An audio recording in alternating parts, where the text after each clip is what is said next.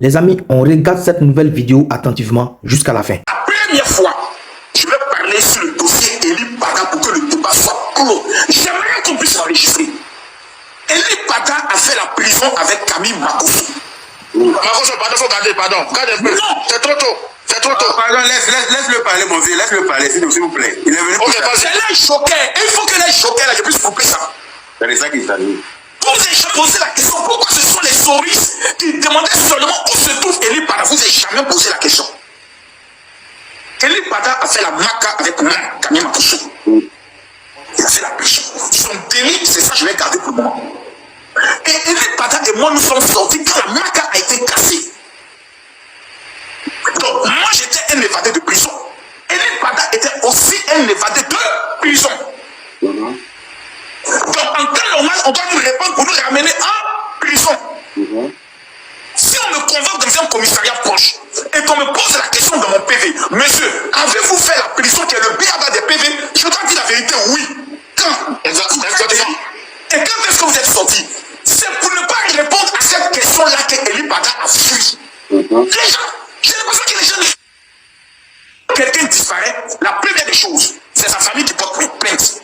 La deuxième des choses, c'est sa communauté aussi pour le soin d'informer les autorités. Nous avons demandé à la communauté d'Eli Pada, souhaitez-vous que nous puissions porter plainte? Et nous ont dit, on est qu'à les seuls, ils vont régler ça. Sa famille n'a jamais porté plainte.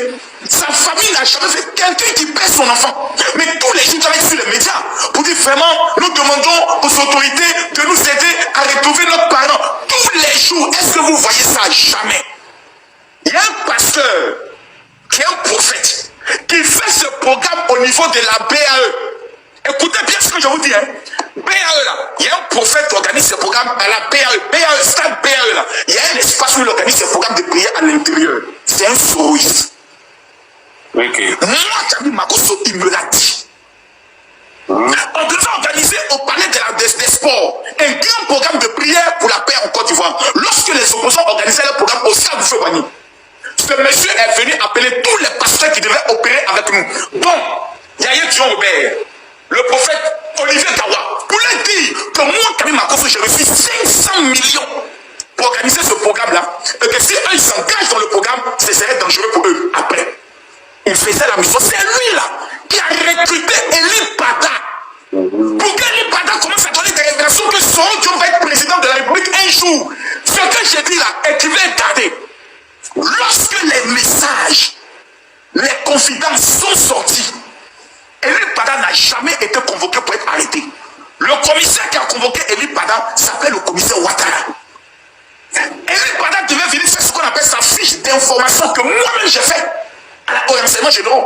Lorsque tu dis des déclarations, tu fais des déclarations, on ouvre une fiche pour qu'au cas où on demande c'est qui comment on appelle ça, les services de renseignement qui ne sont pas des services répressifs puissent donner l'information sur qui tu es. J'ai organisé une veillée de prière au niveau de l'hôtel communal de Cocody.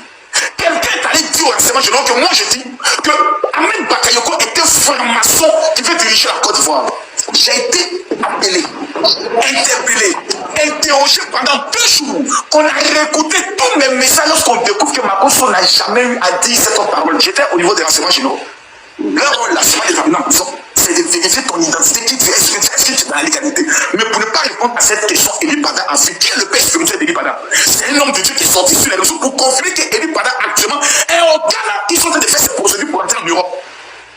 Les gens se plaignent et se fâchent et s'excitent.